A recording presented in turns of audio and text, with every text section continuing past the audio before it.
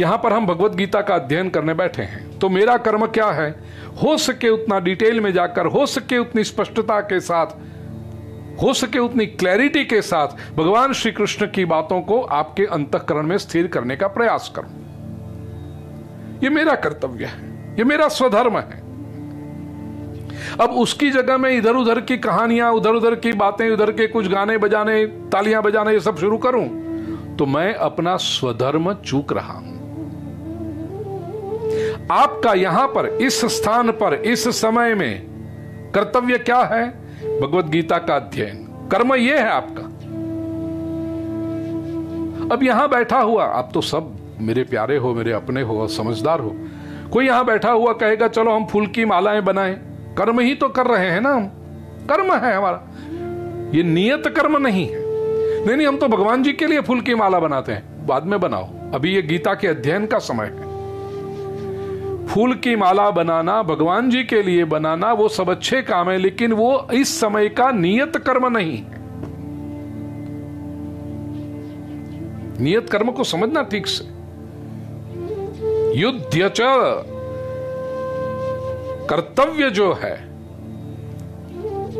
Office में आया हुआ व्यक्ति तो उसका नियत कर्म क्या है कि उस समय उसको जो काम सौंपा गया है वो उसका नियत कर्म है। वो 3 महीने पहले की कोई फाइल लिखे बैठा होगा, अरे बॉस कहेगा अभी ये शाम को ये करना, ये टेंडर भेजना है, तू अभी कर। नहीं, मैं काम ही तो कर रहा हूं, ऑफिस का ही काम कर रहा हूं ना। तू काम ऑफिस का कर रहा है, लेकिन वो तेरा नियत कर्म नहीं है। So the system doesn't operate correctly.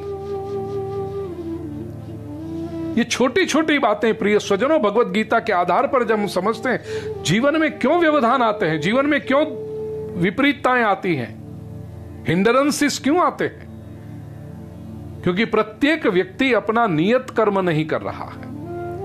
नियत कर्म में जब चूक हो जाती है, गाड़ी का छोटे से छोटा पुर्जा भी एक दूसरे के साथ सिंक्रोनाइज होकर के चले तो गाड़ी ठीक से चलेगी। छोटा वाला एक पुर्जा जो मशीन में लेने जाओ तो 10 रुपए का आएगा वो, लेकिन वो पुर्जा ठीक से काम न करे, what is expected of that small little insignificant part, that part is not performing it's duty well, तो पूरी गाड़ी को नुकसान करेगा। विश्व की जो ये पूरा सिस्टम चल रहा है, नियत कर्म ठीक से करने।